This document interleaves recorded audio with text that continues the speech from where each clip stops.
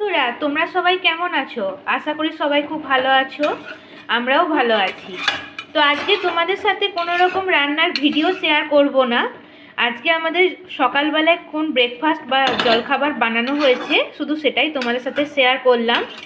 তো দেখো, দেখতেই পাচ্ছ একদম গরম গরম চাউমিন রেডি হয়ে গেছে।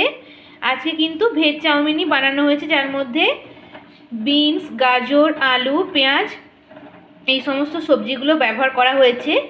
তো যদি তোমাদের এই রেসিপিটা ভালো লাগে দেখে, তোমরা অবশ্যই কমেন্ট করে জানাবে, তাহলে আমরা অন্য কোনো ভিডিওতে তোমাদের এই পদ্ধতিটা শেয়ার করব। তো তোমরা আজকে সকালে কে কী ব্রেকফাস্ট করলে অবশ্যই কমেন্ট করে জানাবে। ধন্যবাদ।